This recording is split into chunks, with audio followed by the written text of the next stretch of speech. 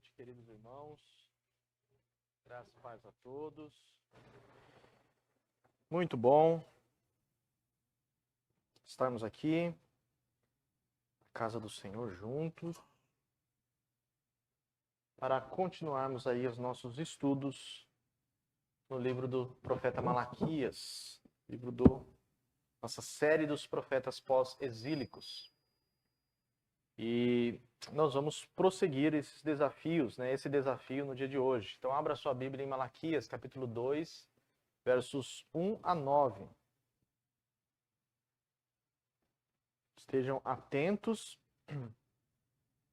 ao que Deus, por intermédio da sua palavra, deseja nos comunicar esta noite. Como eu destaquei para os irmãos, Malaquias não possui tantas dificuldades exegéticas como Zacarias. Zacarias foi desafiador, foi difícil, interpretar aquele livro.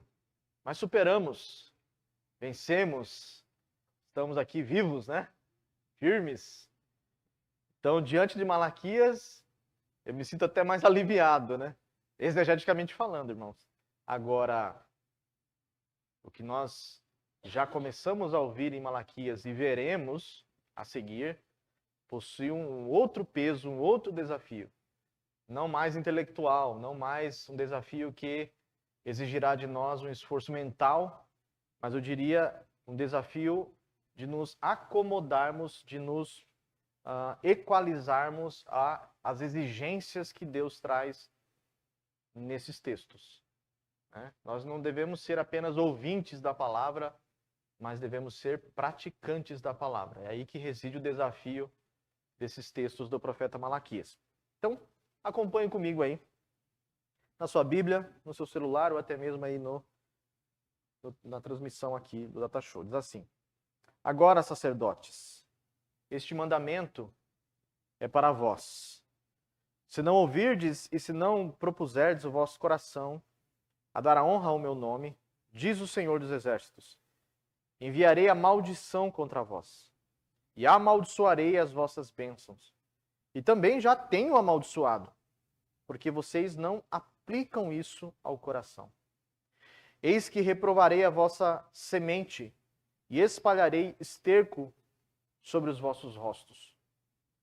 O esterco das vossas festas solenes, e para junto destes sereis levados. Então sabereis que eu vos enviei este mandamento, para que a minha aliança fosse com Levi, diz o Senhor dos Exércitos. Minha aliança com ele foi de vida e de paz, e eu lhe as dei para que temesse. Então temeu-me e assombrou-se por causa do meu nome. A lei da verdade esteve na sua boca, e a iniquidade não se achou nos seus lábios. Andou comigo em paz e em retidão, e da iniquidade converteu a muitos. Porque os lábios do sacerdote devem guardar o conhecimento, e da sua boca devem os homens buscar a lei, porque ele é o mensageiro do Senhor dos Exércitos. Mas vós vos desviastes do caminho. A muitos fizestes tropeçar na lei, corrompestes a aliança de Levi, diz o Senhor dos Exércitos. Por isso também eu vos fiz desprezíveis e indignos diante de todo o povo, visto que não guardastes os meus caminhos, mas fizestes acepção de pessoas na lei. Deus, tem misericórdia de nós. Nos use, Senhor, para falar a Tua palavra com autoridade esta noite. E também nos dê ouvido para ouvir, Senhor, a Tua voz. O Senhor é o nosso mestre, é o Senhor quem nos ensina, nos corrige, nos exorta, que esse texto possa encontrar espaço na nossa mente e no nosso coração, Senhor, e possamos ser transformados pela Sua palavra esta noite. É assim que oramos em nome de Jesus. Amém. Meus irmãos, depois de iniciarmos o livro do profeta Malaquias e vermos nos primeiros capítulos, especialmente dos versos 1 a 5, como Deus expressa o seu amor por Israel, apesar dos desafios que eles estavam enfrentando na atual conjuntura litúrgica na qual estavam inseridos, eles então respondem com ingratidão essa declaração de amor vinda da parte de Deus. Deus expressa esse amor pactual, revelado, obviamente, na eleição graciosa, dispensada ao povo de Israel. Nós vimos no segundo sermão como Deus se dirige agora, especialmente aos líderes espirituais da nação de Israel, que eu destaquei para os irmãos no último sermão, são os sacerdotes, apontando como eles estavam já haviam iniciado a liturgia, o culto mosaico ali no templo, que já estava sendo erigido, já estava quase terminado, e como eles estavam oferecendo sacrifícios impuros diante de Deus. Deus então usa o profeta Malaquias, o seu mensageiro, para corrigir esses sacerdotes, mostrando que eles estavam distorcendo a lei de Moisés e vivendo agora uma vida impura moralmente e também liturgicamente diante do Senhor.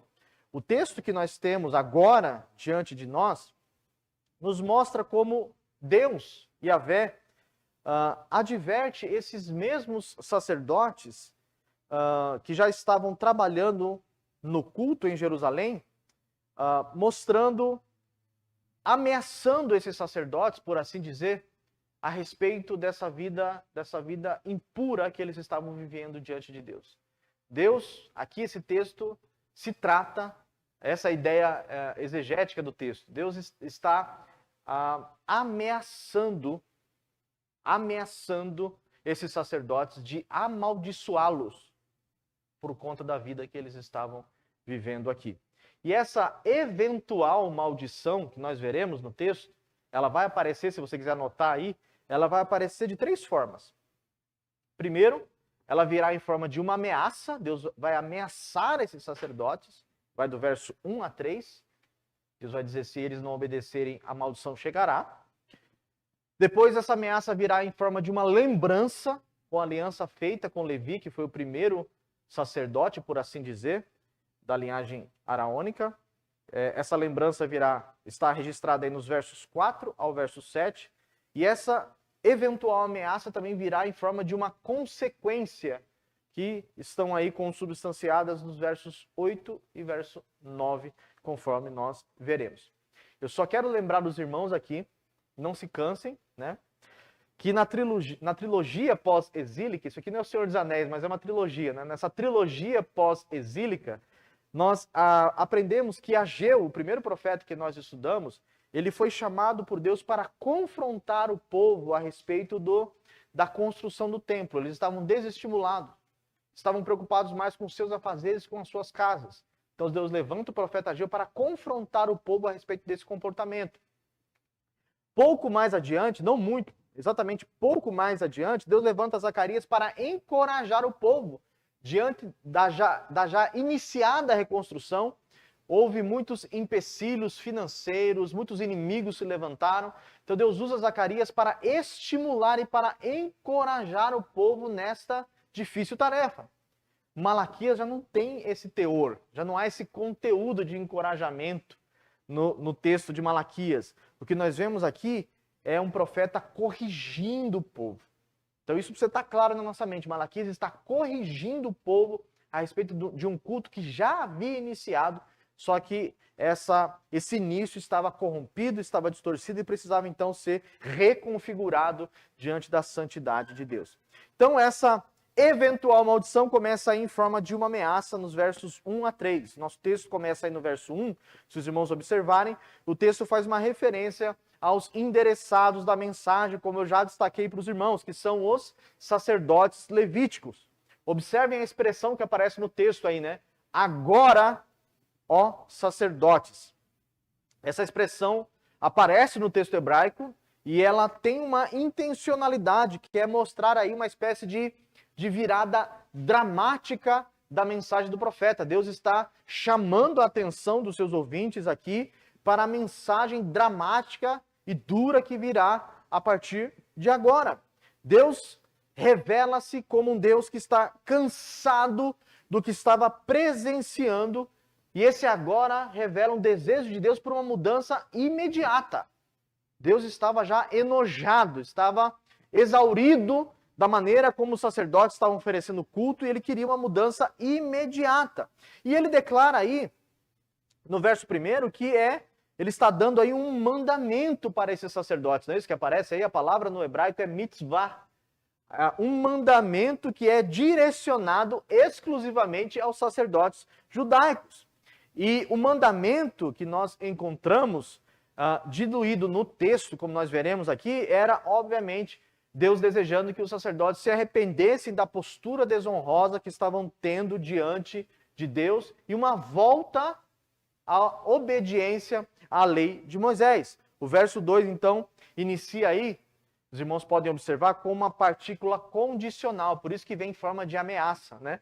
É uma partícula condicional, aparece se não ouvirem a voz do Senhor. A ideia aí é dizer que, caso eles se atrevam, caso eles ousem não obedecer o que será dito a partir de agora, coisas ruins passarão a acontecer com eles. Consequências certamente viriam por causa da dureza do coração, por causa da desobediência desses sacerdotes. De acordo com o texto, eles precisavam fazer duas coisas aí. Primeiro, eles deveriam ouvir, não é isso que o texto diz? Se não ouvirdes. E, em segundo lugar, eles deveriam propor no coração. Ouvir aí significa prestar atenção. Aqui já daria um outro sermão, né? Quando a palavra de Deus está sendo pregada, o que nós devemos fazer? Ouvir. Nós devemos prestar atenção. Ouvir significa prestar atenção. Não é igual diz o ditado, ouvir por um ouvido e sair pelo outro, né? Mas significa você se atentar àquilo que será dito. É importante aquilo que está sendo dito. Né? Não são palavras do presbítero Bruno. Na verdade, eu não tenho nada a dizer para os irmãos. Mas Deus tem muito a nos ensinar. Por isso nós devemos ouvir. E também devemos propor no coração. O que significa propor no coração? Significa tomar uma decisão de viver a partir desses ensinamentos.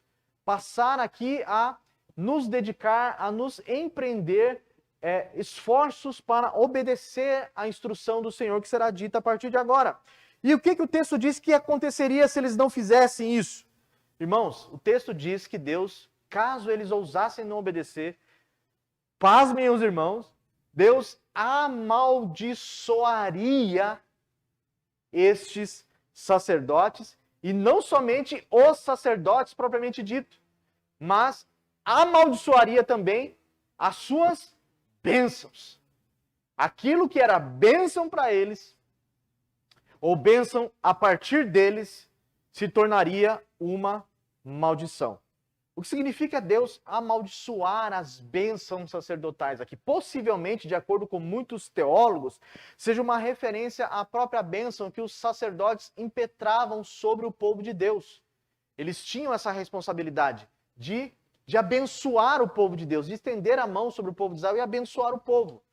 Possivelmente seja uma referência a essa bênção. Deus está dizendo, eu vou, de vez em vocês abençoarem o povo, quando vocês abrirem a boca para abençoar, eu vou amaldiçoar o povo. Vocês não terão mais essa capacidade de abençoar o meu povo. Vocês vão amaldiçoar eles quando vocês abrirem a boca de vocês para proferirem essas bênçãos. É uma possibilidade. Eu, particularmente, já prefiro acreditar que amaldiçoar as bênçãos sacerdotais possivelmente seja uma referência às bênçãos que o próprio Deus já houvera dado a eles, como havia sido prometido lá em Ageu capítulo 2, versos 15 e 19. Quando Deus diz, a partir desse dia eu vos abençoarei. Está escrito lá em Ageu. Deus havia prometido abençoar os sacerdotes. Na verdade, eles já eram abençoados, porque eles tinham um privilégio maravilhoso de liderar o povo de Israel. Apesar de toda a responsabilidade, isso era uma bênção. No entanto, Deus está prometendo, por conta da leviandade pela qual eles estavam tratando o culto, Deus está dizendo, eu vou amaldiçoar, não só vocês, mas vou amaldiçoar tudo aquilo que está em torno de vocês. As bênçãos que eu já dei para vocês serão também tocadas, atingidas, alvejadas pela minha maldição. O verso 3 vai dizer aí, destacar com mais objetividade, com mais clareza, qual era aí a natureza da maldição. Esses sacerdotes teriam sua descendência étnica reprovada, indicando aí uma espécie de ruptura genealógica. E também, olha isso, irmãos. Não sei se você se assusta com isso aqui, mas olha o que Deus diz aqui, é pesado. Né? Tirem as crianças da sala. Eu vou espalhar o esterco dos animais, dos sacrifícios de vocês, na cara de vocês. Essa era, de maneira mais objetiva, o que Deus faria com o povo de Israel. A descendência de vocês será cortada, será amaldiçoada. Eles não vão mais poder ministrar na minha casa. E vou pegar o esterco dos animais que vocês estão oferecendo sacrifício e vou esfregar na cara de vocês, de maneira pública. A expressão aqui é visceral, é impactante, né? É pesada. Por isso que eu falei que é difícil ler esse texto. E o termo usado aqui no hebraico para esterco está se referindo aqui a esse conteúdo intestinal, possivelmente as vísceras dos animais, e também os excrementos dos animais que eram separados dos animais para que eles pudessem ser oferecidos de maneira pura em sacrifício ao Senhor. De acordo com a lei de Moisés, textos como Levítico, diz que o esterco desses animais sacrificados deveria ser considerado impuro. Impuro. Então, quando Deus está dizendo, eu vou pegar o esterco, o excremento do animal e vou esfregar na cara de vocês, ele está dizendo o quê? Eu vou pegar aquilo que é impuro, aquilo que é contaminado, e vou contaminar vocês também. Vocês também serão contaminados por esses excrementos. Dessa maneira, eles, estando contaminados pelos excrementos, pelo esterco dos animais, não poderiam mais, estariam desqualificados para continuarem oferecendo, servindo ao Senhor nos seus ofícios sacerdotais no templo. Eles estariam impedidos de fazerem isso, por conta da impureza desses excrementos. E não somente isso, mas os excrementos, de acordo com a lei de Moisés, o esterco dos animais deveria ser levado para fora do arraial. Então, de alguma maneira, Deus estava dizendo, de alguma maneira não, o texto diz exatamente isso, que eles, estando contaminados por esses estercos, por esses excrementos, desculpe usar essas palavras, irmãos, mas está no texto, né? Como os excrementos precisavam se afastar do templo, eles, por estarem sujos, eles deveriam seguir o mesmo caminho, não é isso que o texto diz aí? O verso 3, o finalzinho do verso 3, na minha versão diz, e para junto destes sereis levados. Ele diz, assim como os excrementos precisariam estar distantes do tabernáculo, do templo, vocês também terão que se afastar do meu serviço, não poderão mais estar qualificados, habilitados para servir no templo do Senhor. Olha que coisa pesada que Deus está dizendo para esses sacerdotes. A Bíblia de Estudo Andrews diz o seguinte, receber excremento no rosto seria algo terrivelmente humilhante e desqualificaria o sacerdote de exercer o seu ofício. E com essa expressão nós percebemos então que Deus pretende tornar esses sacerdotes cerimonialmente impuros. E Deus faria isso humilhando esses sacerdotes publicamente, como nós veremos no decorrer do sermão. Bom, respira fundo aí. Que ameaça, né? Se vocês não se converterem, vocês não terão descendência, e eu vou pegar o esterco dos animais e vou esfregar na cara de vocês. Quando a gente olha esses textos aqui, meus irmãos, isso não sei vocês, mas de maneira imediata essas informações parecem um pouco distantes da nossa realidade. Mas isso aí é coisa do Antigo Testamento, sacerdotes, animais, sacrifícios. Isso são coisas que absolutamente não tem nada a ver comigo, Bruno. Que bom que eu não estou inserido dentro desse contexto. Isso é algo que foi reservado para aquela época. No entanto, os nossos pais reformadores, talvez isso te deixe um pouco triste, os nossos pais reformadores, eles formularam uma doutrina que é conhecida como sacerdócio universal. E baseado em vários textos, como 1 Pedro 2:9, Apocalipse 1:6, Hebreus capítulo 10, versos 19 e 22, textos como esse nos ensinam que na nova aliança não existe mais uma categoria étnica separada de um descendente específico que fosse separado, santificado e direcionado para servir especificamente no culto. Na nova aliança, de acordo com esses textos, todos nós somos sacerdotes. Todos nós recebemos a incumbência, de alguma maneira, de ministrar no culto, de servir no culto. O pastor não é um sacerdote. A gente às vezes até usa, né, a expressão, o marido é o sacerdote do lar. Apesar de haver uma certa verdade nesse ensino, ele não é totalmente correto. Porque, biblicamente falando, todo crente, ele é um sacerdote. Porque o profeta, como nós temos visto lá com os jovens, o profeta ele tem uma responsabilidade de levar a mensagem de Deus para o povo. Mas o sacerdote de uma responsabilidade inversa. Ele deveria preparar o povo para ser aceito por Deus. Ele era, de acordo com o texto, um mensageiro que preparava o povo para ser recebido diante de Deus. Então, nesse sentido, todos nós, na Nova Aliança, somos sacerdotes. Ele nos fez reis e sacerdotes. Então, essas responsabilidades todas e essas ameaças que acabamos de ver aqui, obviamente dentro das suas respectivas nuances, elas permanecem para nós na Nova Aliança também. Nós também devemos temer sermos disciplinados e corrigidos de maneira dura por Deus, porque recebemos a mesma incumbência hoje na Nova Aliança. Se nós não ouvirmos a mensagem de Deus e não aplicarmos o nosso coração para obedecer, nós também seremos amaldiçoados. E veja, irmãos, o texto diz que esses sacerdotes, eles seriam amaldiçoados, mas as suas bênçãos também seriam amaldiçoadas. E quantos crentes estão plantando e não estão colhendo? Quantos crentes estão com os céus cerrados diante de si? Não prosperam, não estou falando financeiramente, eles não avançam na vida cristã. Estão travados, estagnados, porque não estão ouvindo e não estão propondo no coração se disporem a obedecer à mensagem de Deus. Aquilo que deveria ser bênção para eles se tornou maldição. Tem muitas histórias sobre isso, né? A pessoa ora para ter um carro. Senhor, me dá um carro. Quando o Senhor me der um carro, eu vou chegar no horário na igreja. Né? Se o Senhor me der um carro, eu vou chegar no horário. Primeira semana que ele ganha um carro, ele já chega atrasado.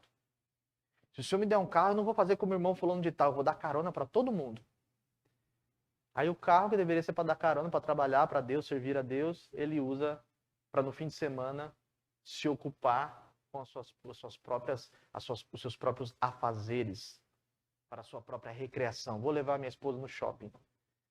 Aquilo que deveria ser bênção acaba se tornando um problema. Filhos, emprego. Senhor, me dá um emprego, eu estou desempregado.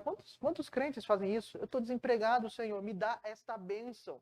Aí Deus dá um emprego para ele, o que ele faz? Estou cansado. Trabalhei a semana inteira. Não posso ir para a igreja. Bruno, não vou para a escola dominical. E me manda mensagem ainda domingo de manhã às 9h25. São sacerdotes que eles não estão percebendo, mas as bênçãos que Deus deu para eles estão se tornando maldição. Se atente para isso, irmãos. Se atente para isso. Aquilo que Deus tem te dado, tudo que Deus tem te dado, deve ser usado primariamente para a glória e para o serviço. Glória de Deus e para o serviço sagrado. Senão, nós estamos distorcendo a função e o ofício que recebemos como sacerdote. Em segundo lugar, essa maldição, ou pelo menos esse enunciado, ele vem em forma de uma lembrança. Veja o verso 4, que inicia aí, indicando a razão de Deus dar esse mandamento para os sacerdotes levitas. O texto diz, para que a minha aliança fosse com Levi. A ideia aí é de manter a genealogia no ofício sacerdotal. Na versão Ara, na versão de vocês, para que a minha aliança continue com Levi, né? Deus queria que os levitas continuassem servindo no templo. Perceba aí o conteúdo pactual. Deus quer manter a sua fidelidade com Levi. Eu prometi para Levi que todos os seus descendentes continuariam servindo no templo. Deus havia feito uma promessa e queria que esses sacerdotes atuais, ali no período de Malaquias, honrassem essa promessa. Fizessem valer aquilo que Deus havia dito para Levi, para que a aliança continuasse de pé. E o verso 5 nos mostra a natureza da aliança feita com Levi. É uma aliança que tinha duas nuances aí. É uma aliança de vida e de paz. Vida, porque se eles obedecessem, fossem fiéis a este pacto, eles viveriam longos dias na terra.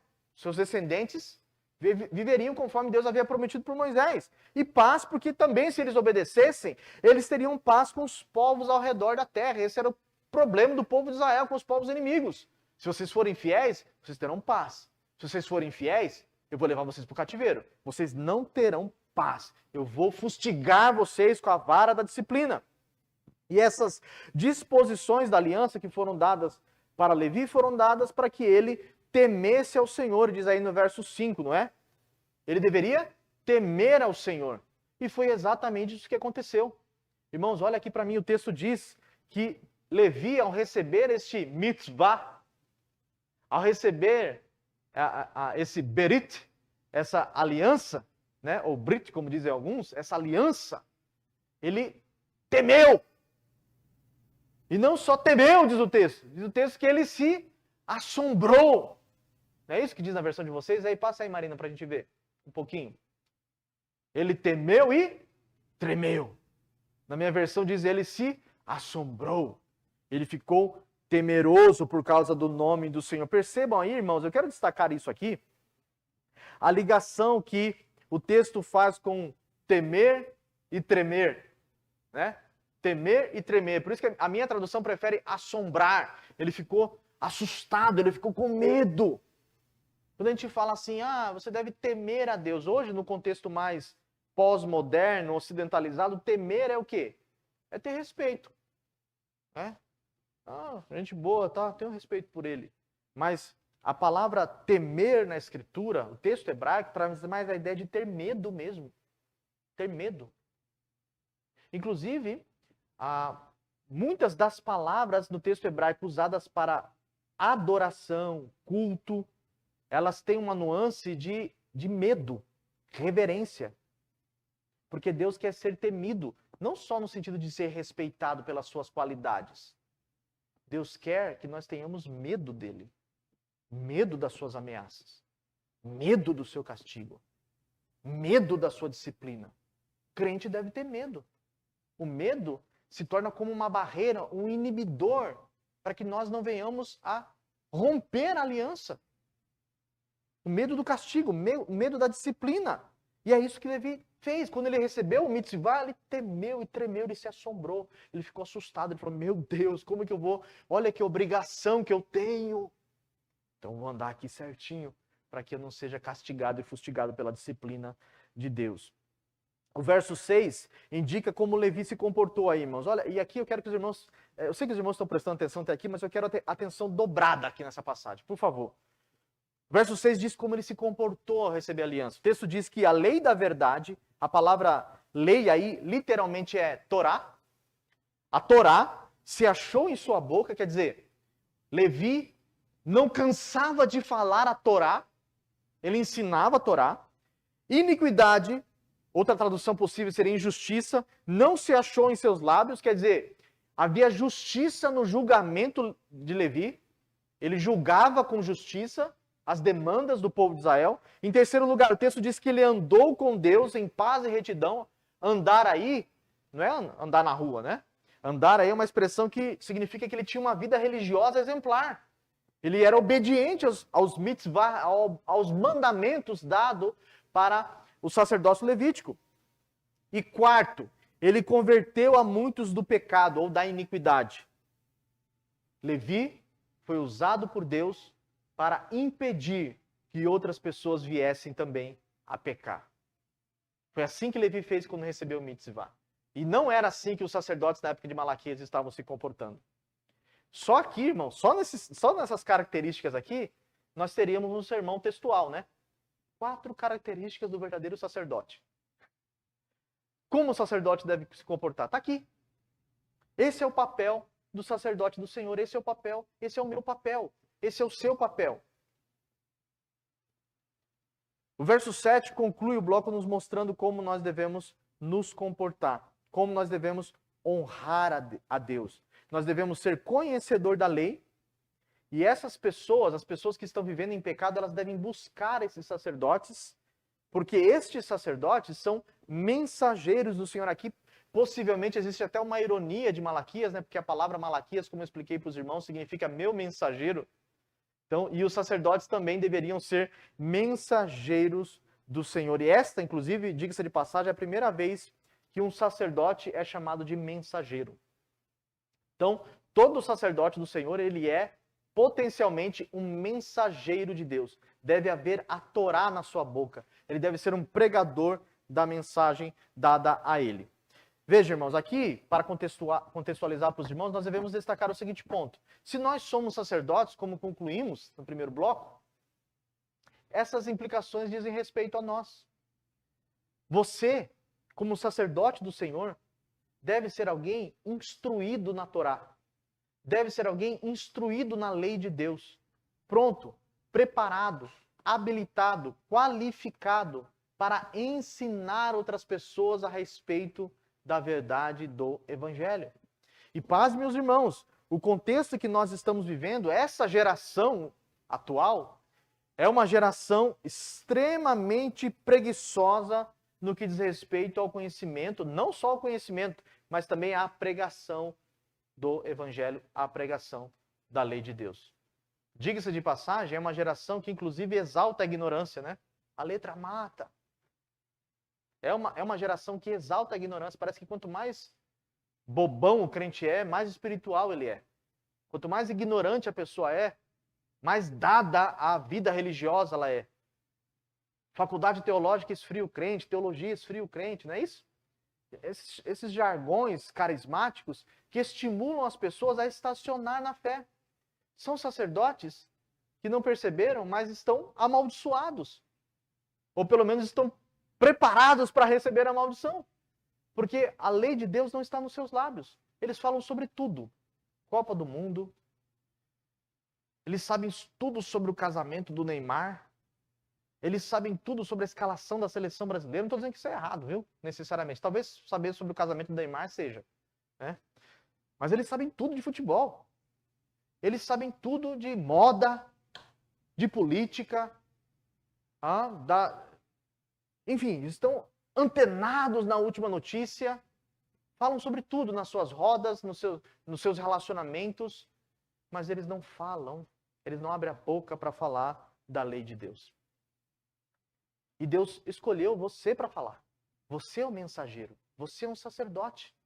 Você é uma pessoa que Deus escolheu para falar da palavra de Deus e por isso você deve estar completamente habilitado para isso. Irmãos, eu falo isso com muito pesar e com muita dor no coração, porque essa experiência eu tive desde a minha tenra idade na fé. Talvez eu já tenha dito isso para os irmãos aqui, mas assim que eu me converti, 3 meses depois, eu já virei professor de escola dominical na igreja. 3 meses depois de convertido, já virei professor de escola dominical. E tinha gente lá que tinha anos de crente e estava sentado para aprender comigo. E eu me sentia constrangido diante daquilo, apesar de sempre querer ensinar. Algo errado não estava certo. Eu deveria estar aprendendo. Eu deveria sentar para aprender. Mas a demanda me forçou a ensinar. Por quê? Porque muitos não estão dispostos a ensinar. São sacerdotes que não sabem ensinar. Sacerdotes cuja lei não está nos seus lábios. Sacerdotes que não estão prontos a falar da palavra de Deus. Sacerdotes que não estão prontos, através do ensino, a impedir pessoas que venham a pecar. Já parou para pensar sobre isso? Que muitas pecados poderiam ter sido evitados se você abrisse a boca. Muitos erros poderiam ter sido evitados de pessoas que você ama. Dentro da igreja, diga-se de passagem. Se você abrisse a sua boca, se você não se acovardasse, mas chamasse fulano e ciclano para conversar, fosse um mensageiro, um instrutor da palavra, alguém habilitado na esgrima,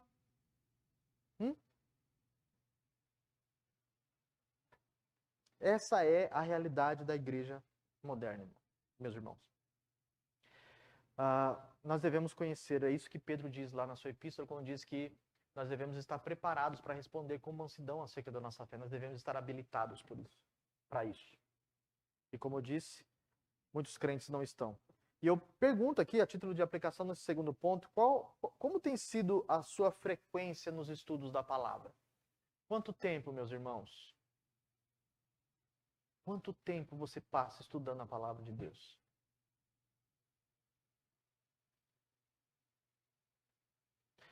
Quanto tempo da sua semana você gasta estudando a palavra de Deus? Irmãos, isso aqui é sério.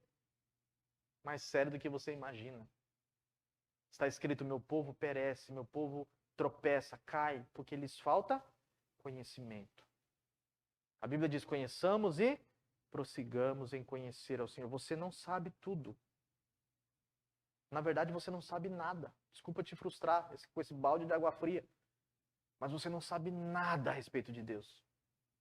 Você precisa estudar mais. Eu preciso estudar mais. Segundo lugar, o texto diz que essas pessoas aqui deveriam ser buscadas pelo restante do povo, não é isso? O povo de Israel deveria buscar. Se um judeuzinho lá no meio do povo quisesse descobrir uma demanda, saber algo a respeito da lei de Moisés, quem é que eles iam buscar? Quem é que eles deveriam buscar, irmãos? Os sacerdotes. Se alguém da sua família está com um problema no casamento, um problema financeiro, está com um problema moral, está com um problema psicológico, quem que eles devem buscar? Os sacerdotes.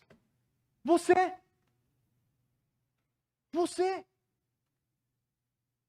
E é triste pensar que muitas vezes os crentes são as últimas pessoas a serem buscadas. Alguns, né?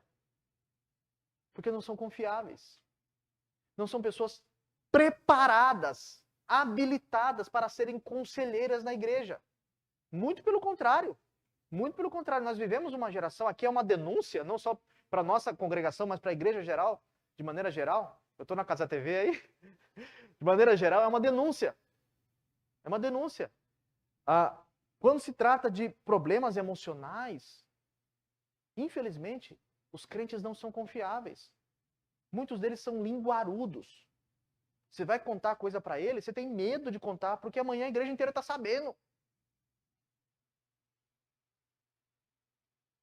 Não são pessoas maduras. Por quê? Porque se você conta um problema para ela, é perigoso ela ficar ainda com raiva de você e raiva da outra pessoa que você teve problema. E aí começa aquela bagunça na igreja, na comunidade. Porque não estão preparadas, não são sacerdotes habilitados, não são mensageiros do Senhor. Alguns são mensageiros do diabo. Permita-me dizer isso. Fofoqueiros, caluniadores, causadores de confusão. Não são pessoas preparadas para receberem pessoas com problemas e demandas.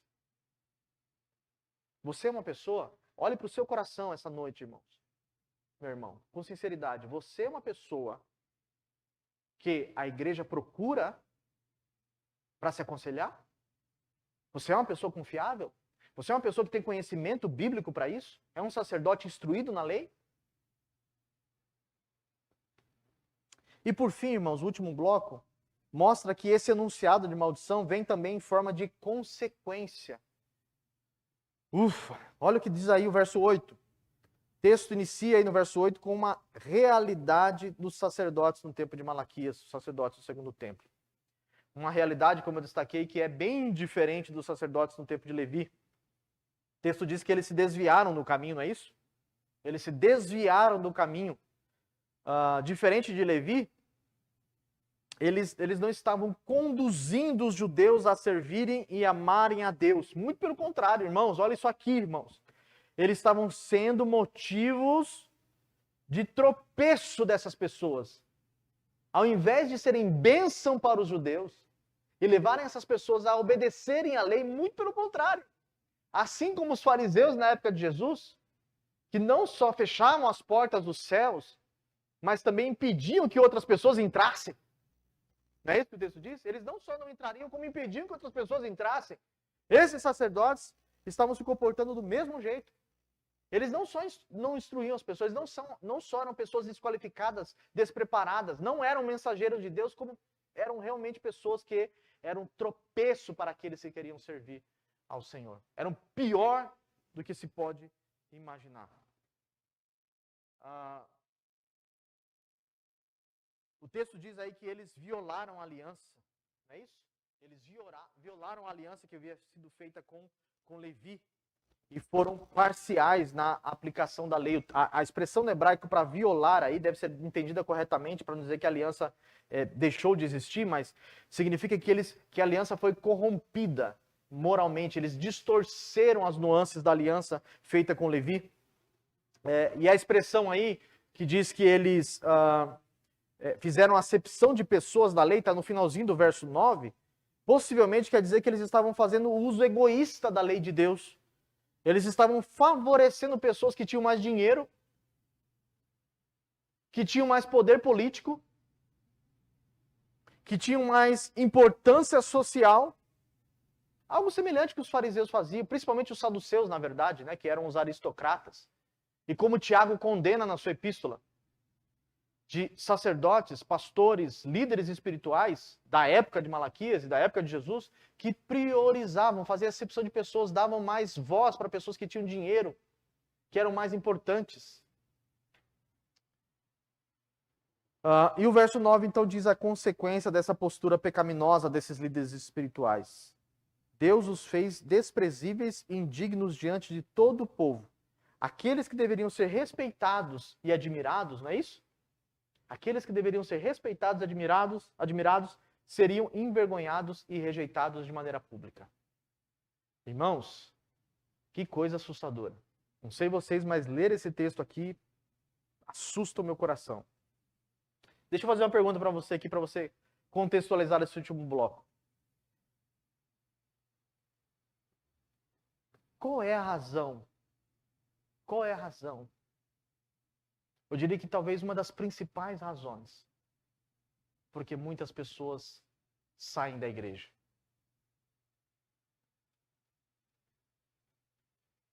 Faça uma pesquisa. Por que as pessoas saem da igreja? Sabe qual vai ser a resposta? Por causa da igreja. Por causa da igreja. Porque, infelizmente, muitos, veja, com isso que eu estou falando, quero deixar bem claro, que eu não estou dizendo que essas pessoas estão justificadas, pessoas que saem da igreja estão justificadas. Afinal de contas, a nossa fidelidade a Deus, ela deve transpor o erro das pessoas. Não é verdade? Nós devemos ser fiéis a Deus, independente da infidelidade das pessoas. Vocês não devem servir a Deus por causa de mim, por causa do pastor, por causa de Ciclano Beltrano. Vocês devem servir a Deus por causa de Deus e ponto final. No entanto, é um fato. As pessoas saem da igreja por causa da igreja. Porque muitos de nós, ao invés de sermos bênção na vida das pessoas, somos motivo de tropeço. Isso não é coisa da minha cabeça, não. Isso é um dado. E não só há fortes evidências para isso, como a própria palavra diz isso. Jesus falou sobre isso. Se um de vocês fizer tropeçar um desses pequeninos, apontando possivelmente para os seus discípulos, seria melhor que vocês amarrassem a cabeça de vocês numa pedra de moinho e lançassem no fundo do mar. Jesus estava prevendo que muitos dos seus discípulos seriam a razão para que outros discípulos desistissem da caminhada. Pasmem os irmãos. Por que você não vai para a igreja? Ah, porque fulano lá falou um negócio que eu não gostei. Tá errado? Tá errado. Mas por que o fulano foi falar um negócio daquele jeito também? Né? Por quê? Porque muitas vezes nós permitimos, irmãos, certos comportamentos entre nós que são razão para que muitas pessoas se afastem da igreja. Da nossa boca deve sair a instrução da lei do Senhor. A instrução da lei do Senhor. Nós devemos ser a razão pelas quais as pessoas buscam a Deus e amam a Deus, e não o contrário. Eu vou contar uma história aqui rapidinho e já termino, pastor. Não fica bravo, não. Mas eu me lembro, se me veio agora na cabeça. Eu acho que eu até contei aqui também, né? Que a gente repete essa história. Uma vez eu estava indo para a igreja, lá no interior. Eu era novo convertido. Gostava de usar terno, né? Aquele sol escaldante de 40 graus lá, e eu de terno e gravata indo para a igreja. Andava uns 300 quilômetros para chegar na igreja. Não tinha carro na época. Era um adolescente. E eu estava indo no meio do caminho, encontrei um morador de rua no meio do caminho, e aí ele me pediu dinheiro. E eu falei para ele assim, rapaz, quase falei igual o Pedro, não tenho prata nem ouro. Mas o que eu tenho eu te dou, levanta e anda. Ele nem estava paraplégico, mas eu falei isso. Eu falei, não tenho dinheiro, mas eu tô indo para a igreja, você não quer ir comigo? Aí ele falou, não, olha o meu jeito. Ele até fez assim, olha o jeito que eu tô, mal vestido, né? Tava de bermuda, sujo, né? Maltrapilho, mal cheiroso. E eu falei para ele, não, rapaz, novo convertido, pastor. Achando que a igreja é aquele lugar maravilhoso, era o Éden. Apesar que a serpente entrou no Éden, né? Achei que era o Éden. Não, igreja? Você é louca? Minha igreja? Não, lá só tem gente boa. Só tem gente boa naquele lugar. Vamos lá, rapaz. Ele falou, rapaz, vamos tirar de lá. Eu falei, não, pelo amor de Deus, você está indo para a casa de Deus. Você está indo para o melhor lugar do mundo. Lá as pessoas são amorosas. Lá as pessoas são sorridentes. Lá as pessoas são educadas. As pessoas se preocupam com a nossa necessidade. Elas priorizam o outro em vez de si mesmo. As pessoas adoram a Deus sem hipocrisia. Elas não escondem imoralidades, elas não escondem nada. Não, elas são pessoas maravilhosas. Vamos lá. E ele falou, então, é o paraíso, vamos lá. E eu fui no meio do caminho conversando com ele. No meio do caminho ele até jogou uma faca fora que ele falou que estava até pensando em me assaltar. Eu falei, não, agora... Ele contou a história dele, que era desviado da igreja, papapá. E eu todo contente, né? Vou arrebatar uma alma do fogo. Pensei comigo. Um sacerdote que está impedindo alguém de pecar. Sou eu. E saí marchando, todo contente. Fui pra igreja, botei ele sentadinho. Chegava cedo na igreja, botei ele sentadinho lá. Falei, fica aí. Você é uma pedrinha na minha coroa, né? Fica aí. Não sai daí. Que eu vou ali orar. Fiz igual Jesus com os discípulos. Vou ali, eu tiro de um arco, vou orar. Já venho sentado do seu lado. E fui, arrumei os instrumentos e comecei a orar. E nisso o povo da igreja foi chegando, né? Esse povo que eu destaquei lá pra ele foi chegando. Enquanto eu tava orando, irmãos, eu comecei a ouvir uma briga lá atrás no fundo da igreja. Era uma igreja relativamente grande. E as pessoas discutindo lá atrás. Quando eu levantei, eu vi um irmão, um diácono, botando o cara pra fora da igreja. Aí eu fiquei bravo, né? Falei, meu, o que tá acontecendo? Fui lá. Eu falei, o que tá acontecendo aqui? Aí ele falou assim, não, essa pessoa aqui tá toda, olha o jeito da suja, né? Tá toda maltrapilha, tá toda... Não pode ficar aqui, vai atrapalhar, não sei o quê. Eu falei, irmão, como assim? Aí eu falei, fui eu quem trouxe esse rapaz pra igreja. E ele ainda brigou comigo. Paz, meus irmãos. Ele falou assim, como que você traz alguém desse jeito pra igreja? Irmãos, eu não tô falando uma coisa que me disseram, eu tô falando uma coisa que esses ouvidos aqui, que um dia até Rádio Comer ouviu. Um diácono dizendo para mim, por que você trouxe essa pessoa para a igreja? Nisso o pastor da igreja chegou e virou um quiprocó. E esse rapaz falou assim, eu nunca mais piso numa igreja na minha vida. E saiu bravo. Jogou na minha cara que eu tinha mentido para ele. E eu guardo essa experiência comigo, irmãos, de maneira muito triste. Porque, é claro que aqui, nessa situação, houve uma situação bastante exagerada, mas apesar de ter de fato acontecido. Mas existem pequenas coisas que nós fazemos e nós, de maneira imprudente, não percebemos, mas que são razão para muitas pessoas se afastarem. Pense sobre isso. Será que você não tem sido motivo de tropeço para alguém? Será que você não tem sido um sacerdote que tem sido pedra de tropeço para alguém? Nós devemos ser razão para que as pessoas se aproximem de Deus. Nós somos, como dizem alguns, canal de bênção. Não é verdade? Por que você vai naquela igreja? Porque fulano está lá. Fulano é confiável.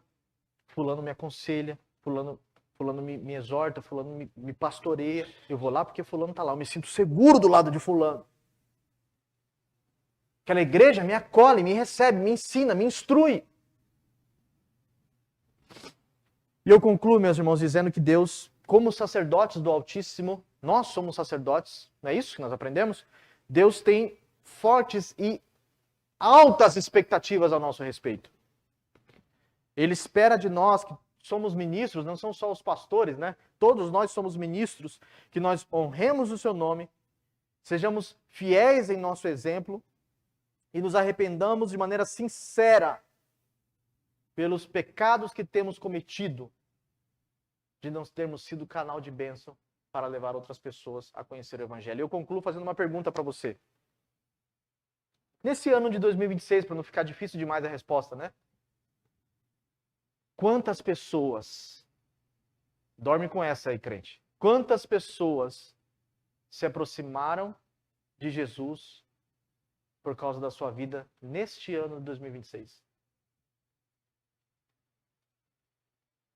Quantas pessoas vieram a Cristo através da sua vida nesse ano de 2026. Que Deus abençoe os irmãos. Amém.